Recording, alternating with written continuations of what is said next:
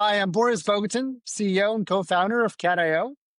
Hi, I'm Tawfiq Boubaz. I'm CTO and co-founder also at Catio. Today, we're here to talk about AI copilots for tech architecture, the highest ROI capability you're not yet using, a topic that's been near and dear to our heart. Over the last 2 years, I would say, coding copilots have become truly table stakes. And it's interesting because, you take it back 3, 4 years ago. I know Tufik and I talk about this a lot.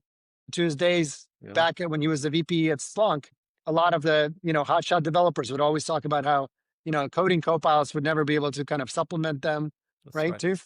Yeah, it would Yeah, never work. Yeah, never work, right? Because how could you? And now coding copilots are helping us tremendously multiply productivity, output. And, if we look at the whole cycle, as you can see on the slide here, the full life cycle of software development has been so well, situated and served with tooling, from software project management to execution to operations, Splunk and Datadog. Today, the software development life cycle is filled with tooling, coding copilots. They're multiplying the productivity, and we're excited about that, which we should be. But when you step back and you ask the question, is there something missing and something yet not addressed? Because isn't the highest leverage copilot the one that we're really not using yet? The architecture copilot. Why architecture? At the end of the day, architecture is where ROI is won or lost. If you're going into the wrong direction with a lot of coding output, are you not going to get to poor code, poor results, and a lot of redo and tech debt versus moving truly into the right architectural direction? To us, architecture decisions is what drives things like nine-figure spends, through business objectives and how tech fuels them instead of slowing them down. How you can stay ahead and best in class versus drown in tech debt and always playing catch up. That's really at the heart of why we've come together here around this topic, and we're seeing this across the board with a number of stakeholders that we'll talk about today. Today's reality: a lot of the orgs manage this with spreadsheets, tribal knowledge, gut instinct. It's always been done by very smart folks, CTOs and architects, and increasingly delegated in shift left fashion to developers. And it's fantastic to see that the whole organic process. We love it. But we've always thought that there's got to be a better way. And especially in the day of AI, there's got to be a better way. So today we want to walk through the three critical challenges that are keeping leaders up at night that we hear day in and day out, and how they're being solved and what that future looks like. In closed door CTO dinners, and our work with enterprises and growth stage companies alike, we keep hearing the same pain points. Tufik, I know you've been in the weeds on this. What are the top three things you keep hearing from architectural leaders yeah, that are no, keeping them up at night? no, great. So based on a lot of conversations we've had, and actually on my own experiences as an architect and a CTO, long-term CTO in many companies, there's at least three big challenges that we typically encounter.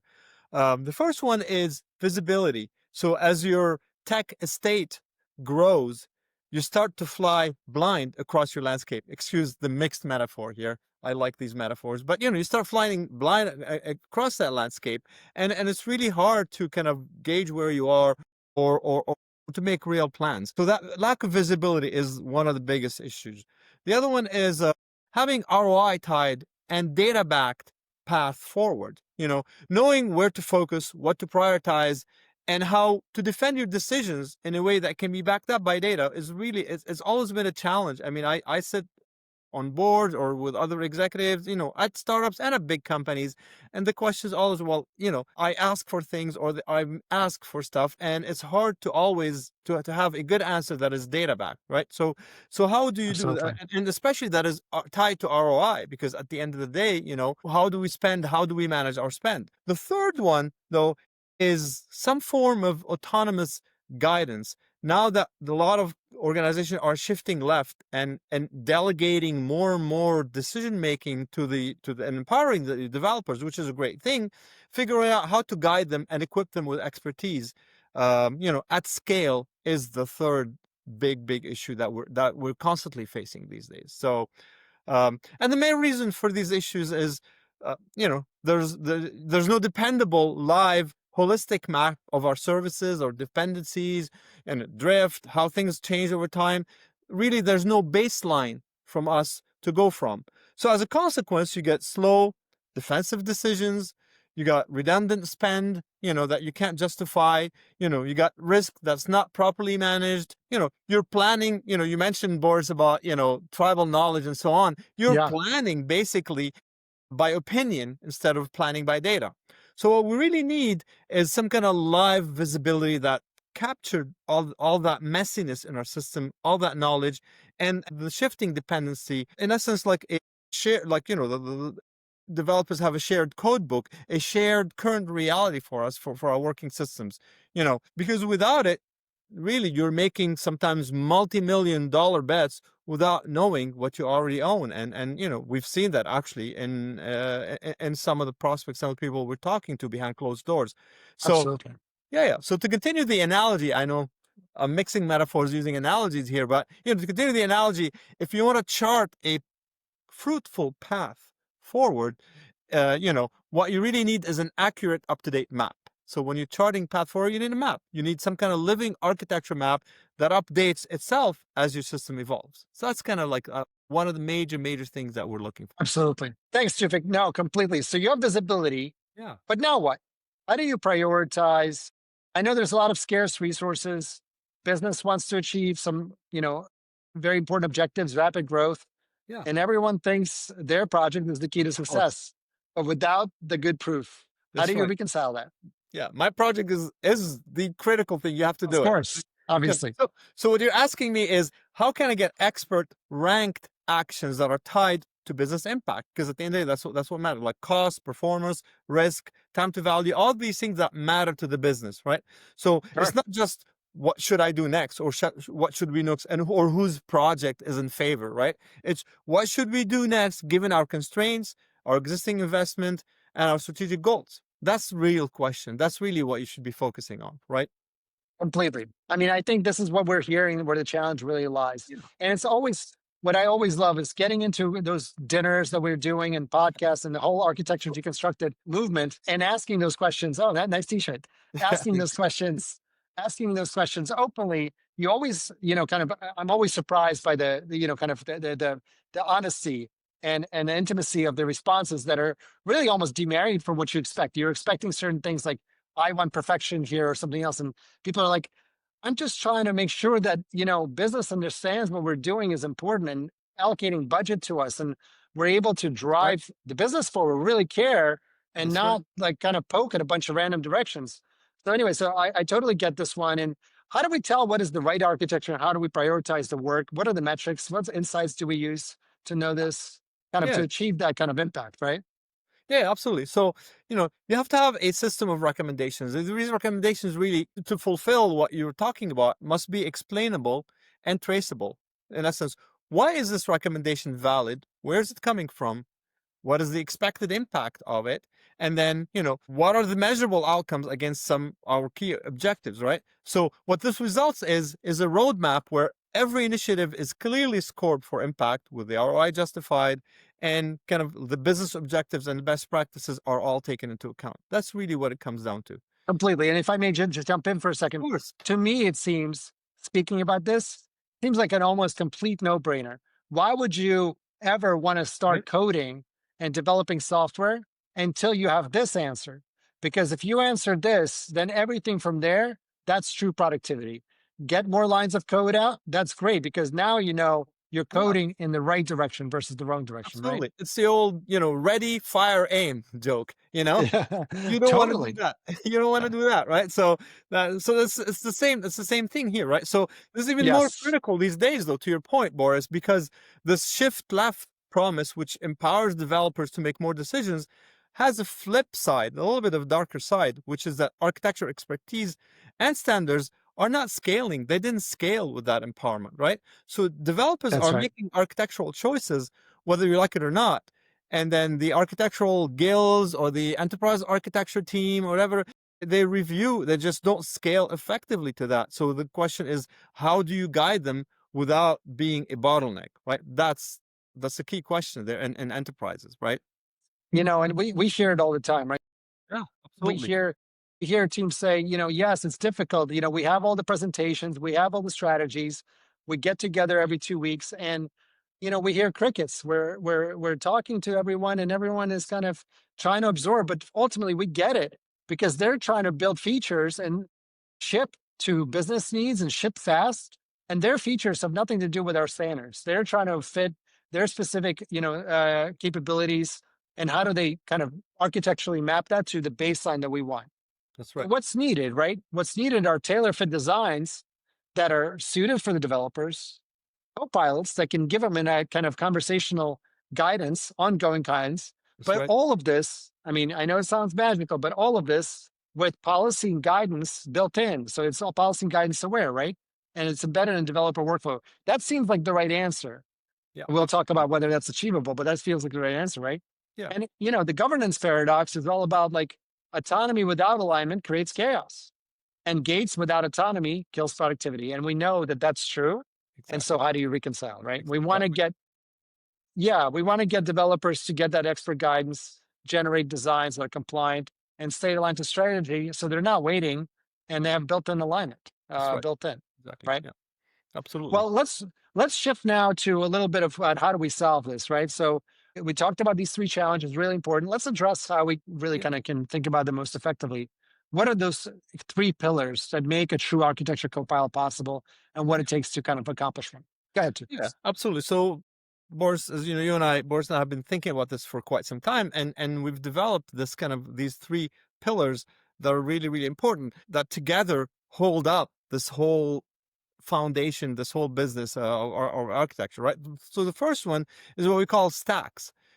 It's your live visibility layer. Remember, talked about the map earlier, having an updated, up-to-date map if you want to chart the course. So in essence, being able to ingest data across clouds, across Kubernetes services, across logging platforms, building model dependencies, drift and change over time, and then maintaining this kind of living architectural in form of a digital twin. So you get all that data from everywhere, and then you fit it into this, build together this digital twin of your deployment, your architecture, and a true system model that reflects the reality, not what's in your wiki or not. It's what you have as opposed to what you think you have, right? That's really the first pillar, having that map, that live visibility map. That makes sense. Yeah, At the end of the day, if you don't understand what's this all about, what are you trying to drive to? Where is the puck going, right? You won't really be able to get there. And in that context, you have to be able to curate those business objectives, those requirements, the standards and strategy, and yeah, and be able to kind of couple that together absolutely. into a context that the AI can leverage in order to make very informed and tailor fit recommendations with expertise, very custom fit to the specific, business objectives and workspace objectives, specific team objectives they're trying to serve, right? Is that Yeah, kind of, yeah, absolutely. So now, this is where, I mean, we mentioned AI a couple of times, but this is kind of essential. I mean, one of the major goals is to provide these kind of data back, best practices, ROI based recommendations, right? And especially when it comes to architecture, not to kind of minimize the amount of work that takes to do coding copilot, but architecture is yet a higher level, a higher degree, higher order of magnitude in terms of complexity. So this is a really hard problem, and it's a the typical problem that you use what's called distributed problem solving, because it's not a one-shot deal. It is a problem where everything is interconnected, right? So you have to break out all the dependencies and then attack them, and then work together to actually come up to some kind of recommendation that is global in context, right? So this is a typical distributed problem solving thing, and this is where this is perfect. So a type of solution for multi-agent systems, right? So if you look at how multi-agent systems work, if you build agents that actually focus on various parts of the problem and then they collaborate towards a solution, that's really kind of one of the best ways to solve this kind of complex problem, right? Now, a multi-agent system right now today rely on large language models, LLMs, right? And LLMs have read practically every best practice, every architecture book, and so on. So they have a lot of intrinsic knowledge that you can leverage. But eventually, if you think about the evolution of how AI could go in the architectural space, we can start thinking about maybe large architectural models as opposed to large language models. And then beyond that, some kind of true simulation of your environment, some kind of system behavior modeling, so that you can actually try different scenarios and maybe simulate different things, so you can look at the impact before making an actual decision. So that's kind of where we see the evolution of this architectural AI going. I mean, we're not there yet, but that's actually the path forward for us as an AI community for architecture. Scientific, you know what I love about the notion of multi-agent systems is that ultimately, in our exploration, when we try to think about what's the right way, what's the best way, it's amazing to be able to step back and say, well, listen, all this stuff that we're doing as human teams Yeah, isn't wrong. We perfected this art with very, high aptitude and care. And so the process of design reviews is an important process, and it's a very effective process, except that it doesn't leverage the right amounts of data, and we wanted to kind of be able to leverage computational intensity that's maybe higher. And that's what we're trying to do with multi-agent system, isn't it? Just replicate absolutely, human processes absolutely. effectively with AI, right? Yeah, in essence, yeah, taking that and expanding it at scale using these agents that can function like 24/7, at scale, right? Yeah, Absolutely. Absolutely. No, that's amazing. And look, the outcome is ROI ranked explainable recommendations that truly understand your tech stack and objectives and act as that trusted advisor across your tech estate, proving clear trade-offs across cost, performance, risks, and time, and help prioritize the totality of the roadmap. And what I'm really excited about, Tufik, in this context, is what we hear from customers. What yeah, we hear from customers when they think about architecture copilots, and they say that, what, what's really going to move the needle in such a dramatic way is when you go from, even the best practices that are good and are really important to highlight, but they're a little bit more straightforward, like migrating from GP2 to GP3, to yeah, when you go and you really understand the intricacies of the overall architecture, and then the data pipeline can be streamlined for next efficiencies on reusability across a variety of applications or other architecture patterns that truly move cost and performance needles forward. That's yeah. when you get so much bang for the buck. And yeah, and it's tied to an ROI, and it's tied to impact, and there's a clear traceability, as we said before. So I mean, you take that to your board or to your executive meetings, whatever, and it's there. There's no controversy around it, right? That's perfect. Yeah. Um, you know, so that's good. Now, there's a third pillar. Remember, there's three pillars, Boris. We don't want the thing to topple down, The third pillar is having some kind of conversational architectural agent. This is where the world is moving to, this conversational mode of interacting with any system that you have. So interacting with your architectural through a conversational agent is critical for us as an AI community to move forward. So it allows us to embed, tailor-fit designs, guidance, and expert Q&A into the workflow, right? So this achieves two goals, allows developers and architects and anybody for that matter, as a matter of fact, to answer questions about the architecture, to ask questions and then be able to get answers about their architecture. And the second thing, and it gives you the developers and architects expert advice on optimizing and the refactoring of the architecture. So that having that knowledge in a conversational agent is really, really critical. It also helps developers by, the next step would be by generating designs for their features, giving a set of requirements like PRD, and knowing all the governance and controls and guidance that, say, the architecture team or the chief architect or whoever has put together, they're built into that agent. So whatever designs are given actually follow this guidance intrinsically, right? That's really, really critical, right? Absolutely. And Tufik, you said it earlier in the challenge category. I want to tie that back here. And we talked a lot about the solutions impacting leadership and impacting our ability to Yep, steer the ship, right? The overall tech estate. But 100%. the reality is that, like we talked about, it's shift left. It's developers that are really steering that tech estate ultimately. And this is that point, right? How do you translate that top level guidance, that visibility and strategic road mapping to embed that across day-to-day workflows that developers are facing? And this is exactly it. I think the other thing that's really powerful here is that, we want to be able to see the architecture review process change, right? You Yep, want to change from having these architecture guild style, like once every 2 weeks kind of reviews that are very merit worthy, but very hard to execute, to where that architecture review process is actually proactively baked in. Like the beautiful thing about AI is that it allows us to get alignment by design, right? If AI is able to bake in that architecture guidance into Perfect. every single piece of Absolutely. AI advice that it's giving to developers. Isn't that the That's amazing answer, which is tailor fit for developers, the guidance already baked in? And we have that exactly. opportunity. We Yeah. can set the AI context, we can set the AI training and narrative based on the leadership's imperatives, but yet, again, tailor fit to the specific context that the developers need Yeah. answered for them, right?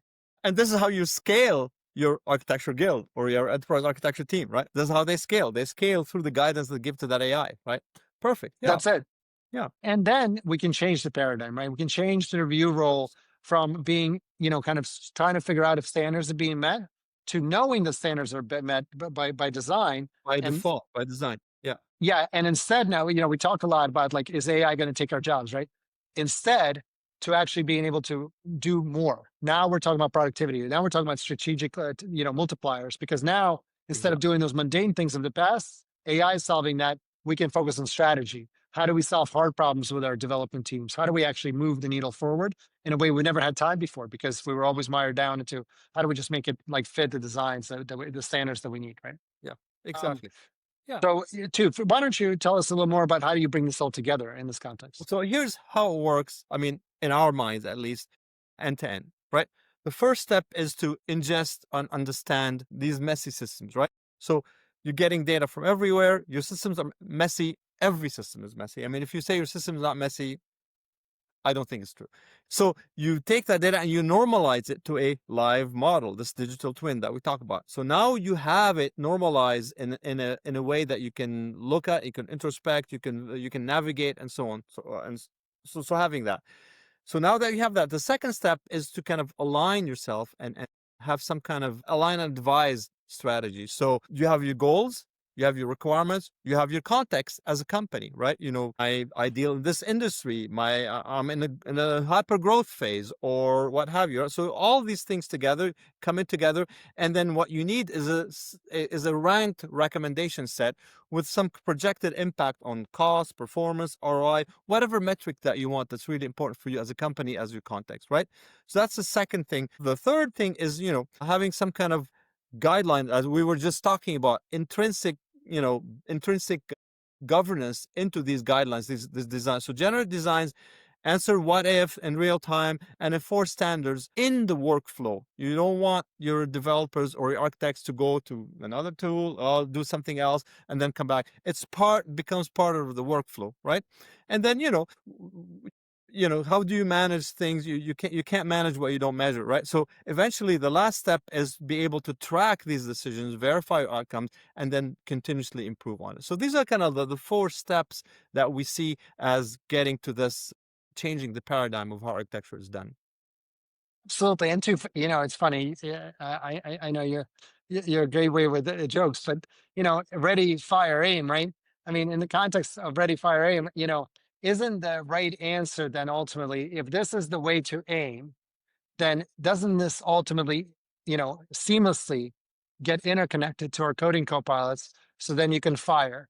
You can aim with an architecture Great. copilot, and then right away, right from there, you fire with the coding copilots, That's and a now great, you've hit productivity, right? absolutely. That's a great concept. I can see a world where, the architecture agents are talking to the coding agents, right? 100%. And you're just there to guide them, make sure they're okay, they're doing the right thing, to correct course and so on, and give them the directives, right?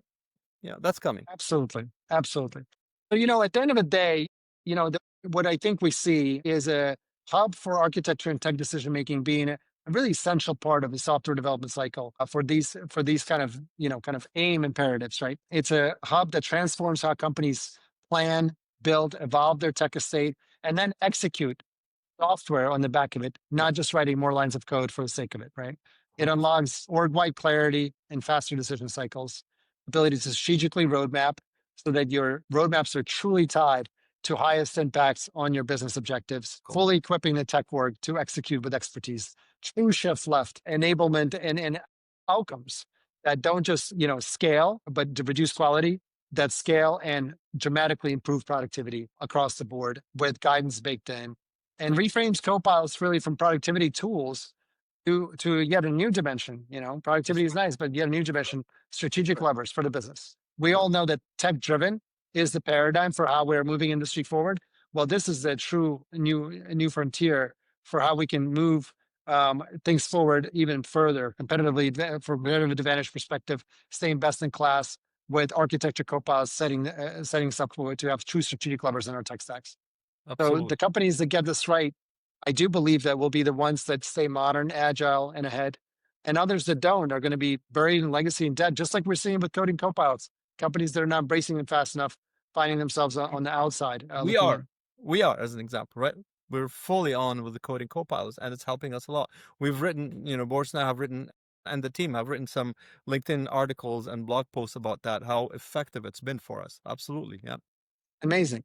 Well, and so just to wrap this up, quickly, Already? where should leaders start? Yeah. Well, do everything at the same time. Or actually, no. You can start small and like scale little by little deliberately. So for example, pick a portfolio area and get visibility in that portfolio area. Like build, get that, digital twin built on that particular area, generate recommendations in that particular, start small, tied to business outcomes, to specific business outcomes in that area, and then start piloting some autonomous guidance with one team. You don't want to do this throughout the whole company all of the time. Sure.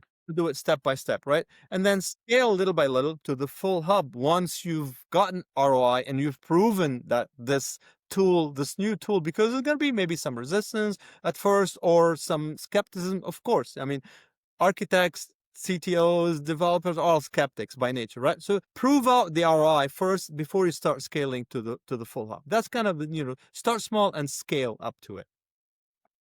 The bottom line, architecture copilots are where ROI is going to be won or lost.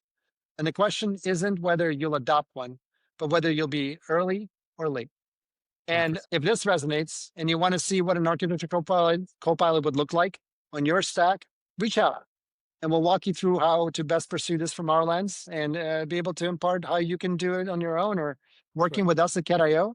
You can visit catio.tech to connect with us or reach us out and go to GTM at catio.tech and ask how your team can adopt an architecture copilot for your org. We'd love to be part of your journey.